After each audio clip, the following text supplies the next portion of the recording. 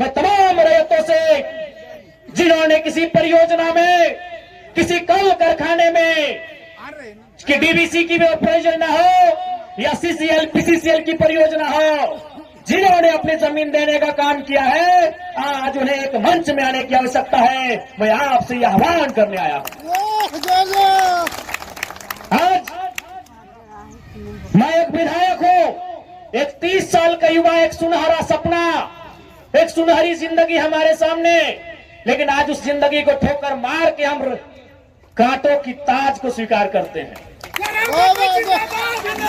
उस सुनहरी, उस मखमली जीवन को हम ठोकर मार के कांटों के रास्ते को चुन रहे हैं, जबकि आपको भी मालूम है हम माननीय हैं, फूलों का बिस्तर हमारा स्वागत करने के लिए तैयार है, लेकिन हम कांटों की राह चल रहे हैं। आज प्रत्येक दिन दर्जनों ठेकेदारों का फोन आता है, बैठेंगे विधायक जी, दर्जनों वीआईपी लोगों का फोन आता है, 2 मिनट बैठिए विधायक जी, और आपको भी मालूम है उनके साथ बैठेंगे तो क्या डील होगा, आपको भी मालूम है। करोड़ों में ना सही लाखों में तो डील जरूर होगा। यानी एक मखमली बिस्तर को हम ठोकर मार के कांटों के साथ चल रहे हैं। किसके लिए? झारखंड के वंचित आवाम के लिए हम चल रहे हैं। आज क्या कमी होगी, एक माननीय को क्या कमी हो सकती है भाई? हमें आवास मिलेगा, गाड़ी की सुविधा मिलेगी, टीए मिलेगा, हर प्रकार की सुविधा मिलेगी, भत्ता मिलेगा, हवाई यात्रा मिलेगा, रेलवे की यात्रा मिलेगी और लाखों रुपए की सैलरी मिलेगी। उस ऐशो आराम के जीवन को ठोकर मारते हुए हम आपके बीच विधायकी के साथ साथ अपनी जान को हथेली में लेके घूम रहे हैं। बताइए तो झारखंड के इतिहास में ऐसे आज के इस दौर में एक भी विधायक का नाम बताइए। अरे विधायकी तो छोड़िए, हम अपने जान को हथेली में लेके घूम रहे हैं। जिस दिन 2 बजे रात को हम बेरमो में आए, हमारी गाड़ी में हमारा एक भी अंगरक्षक नहीं था। वे लोग सोच चुके थे, हमने कहा कोई दिक्कत नहीं है। हमने केवल ड्राइवर को फोन किया, वो भी अपने ससुराल में थे, क्योंकि आपको भी मालूम है मेरे घर में इतना जगह नहीं है कि हम 4 लोगों को ठहरने के लिए बोल सके। बगल में हमारे एक मित्र का घर है, वहीं रात रहने के लिए हम जाते हैं, वो विधायक है। हमने तुरंत कहा कि अगर हम अपने अंगरक्षक को लेने के लिए जाएंगे तो शायद 10 से 15 मिनट का लेट होगा, उतना देर में हम कम से कम डुमरी की दूरी पार कर जाएंगे। 20 किलोमीटर हम 15 मिनट में सफर कर जाएंगे, इसलिए अंगरक्षक को सोने दीजिए, हम अकेले आएंगे। हम अपने जान को, अपने जीवन को हथेली में रख के चल रहे हैं। किस लिए? ताकि आज झारखंड की शोषित वंचित जनता को न्याय मिल सके। तो आप इतना तो कर सकते हैं, एक 30 साल का लड़का अपने आराम के जीवन को छोड़कर, ऐसो आराम को छोड़कर आज आपके लिए कांटों के रास्ते में चलने के लिए तैयार है। आप कम से कम ये जो 15, 16, 50, 60 समितियां बना के रखे हैं विस्थापन के नाम में, क्या एक नहीं कर सकते हैं? आप जिस दिन एक करेंगे, इनको यहां से उखाड़ के फेंक देंगे। अब कीजिए। आज बीएसएल में भी हम जाते हैं, वहां 52 समितियां हैं। विस्थापन मोर्चा, विस्थापन क्रांतिकारी मोर्चा, विस्थापन उलगुलान मोर्चा, तो विस्थापन इनकलाब मोर्चा, 52 से 50 समितियां हैं। आप अपने आप को एक कीजिए, आज अपने निजी स्वार्थ का त्याग कीजिए, आज अपने मन के मतभेद को त्याग कीजिए, क्योंकि आज अगर नहीं समझे तो याद रखिएगा आने वाले 20 सालों में, अरे आज तो कम से कम आपके हिस्से की बात कोई कर पा रहा है, आपकी हक की बात कोई बोल पा रहा है। आने वाले दिन अगर बोलेंगे ना तो शायद आपकी जबान काट ली जाएगी, बिल्कुल काट ली जाएगी। ये कौन सा रूप था? आप ही बताइए, कौन सा रूप था प्रशासन का? आज हो सके आज भी मेरी बातों को कुछ लोग तोड़ मोड़ के प्रस्तुत करेंगे कि विधायक के बोल सुनिए। अरे उनको नहीं मालूम है विस्थापन का दर्द क्या होता है। अगर वे विस्थापन को अध्ययन कर लेते तो शायद ये बोली बोलने का अवसर नहीं देखते। इसलिए आज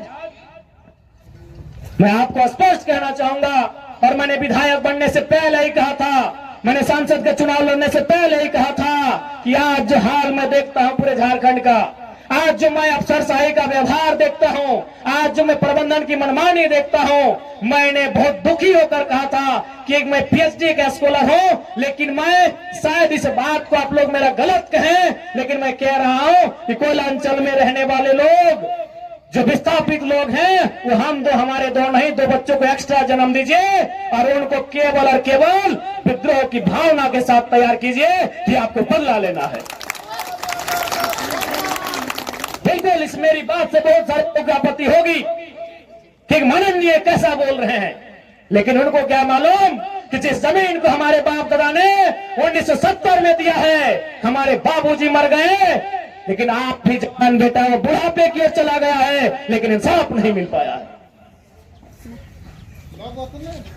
और ये तो गनीमत है। झारखंड के किसान भोले भाले हैं, झारखंड के किसान सरल हैं, झारखंड के किसान सीधे साधे हैं कि आज 1970 की लड़ाई को घिस घिस कर अपने जीवन को, अपने खून को गला गला कर लड़ रहे हैं। अरे ये बंगाल याद होगा तो 1964-65 का दौर था। एक दिन पहले कुछ जमींदारों ने, कुछ सामंतवादियों ने एक किसान को मारा था। उन्होंने नक्सलवादी और नक्सलवादी जैसे घटना को अंजाम दे दिया था। एक दिन पहले ये तो झारखंड के किसान हैं कि 70 साल से बर्दाश्त कर लिए। बंगाल के किसानों ने एक दिन बर्दाश्त नहीं किया था। आज आप नक्सलवादी सुनते हैं ना, नक्सली नक्सली नक्सली, ये डिक्शनरी का वर्ड नहीं है। नक्सली कोई पूरा वर्ड नहीं है। नक्सली बुरा हो सकता है, नक्सली वर्ड बुरा वर्ड नहीं है। नक्सली एक्चुअल में, वास्तव में बंगाल में दार्जिलिंग जो क्षेत्र है, वहां एक गांव है, उसका नाम है नक्सलवाड़ी। नक्सली कोई डिक्शनरी का शब्द नहीं है जिसको हम लोग झारखंड में सुनते हैं नक्सली। एक बंगाल का गांव है, उसका नाम है नक्सलवाड़ी। उसी गांव में एक घटना घटी थी। किसानों को कुछ जमींदारों ने, जमींदार को आप प्रबंधन से ही तुलना कर सकते हैं, जमींदार को आप प्रशासन से तुलना कर सकते हैं, तो कुछ जमींदारों ने, उस किसान का नाम था जंगल संथाल, लगभग 6 फुट ऊंचाई का वो किसान था, उसका नाम था जंगल संथाल। उस किसान के कुछ साथियों को लाठी डंडे से पीटने का काम किया था। बदले में एक ऐसा क्रांति आती है, उसे आप नेगेटिव कहिए, पॉजिटिव कहिए, वो विषय नहीं है कि आज उसे नक्सलवाद, नक्सली और नक्सलवादी का नाम दिया गया। वो किसानों की घटना थी। और उसकी तुलना में तो झारखंड के लोग सीधे साधे भोले भाले लोग हैं। आज 70 साल से पिस रहे हैं, आज 70 साल से घिस रहे हैं।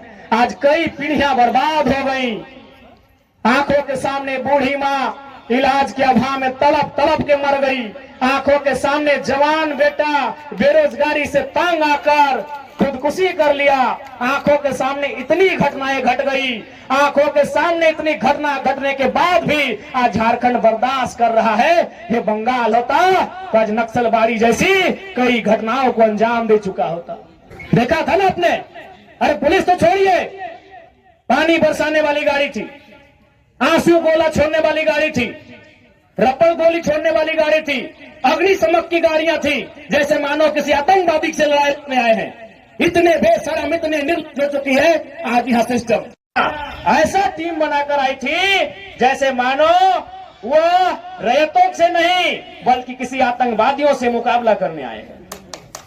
क्या हाल होगा आपको सोच के देखिए। एक विधायक है हम, ठीक है, हमारे समर्थकों ने गलत किया था, सही किया था, वो अलग विषय है, लेकिन प्रशासन का ये रूप, ये कौन सा संवैधानिक तरीका है भाई। एक महज मामूली क्वार्टर का विषय था। ऐसे ऐसे क्वार्टर धनबाद बोकारो में गिनेंगे तो शायद 1 लाख के आसपास होगा, 1 लाख आसपास होगा। एक मामूली क्वार्टर के लिए जो प्रशासन ने अपना एक घृणित चेहरा दिखाया, बिल्कुल ये घृणित चेहरा था प्रशासन का, ये नफरती चेहरा था प्रशासन का, ये असंवैधानिक और अमानवीय चेहरा था प्रशासन का। एक विधायक के साथ जब वो इस प्रकार का व्यवहार कर सकते हैं तो सोचिए आम ग्रामीण रैयत विस्थापितों का क्या हश्र होगा आने वाले सालों में।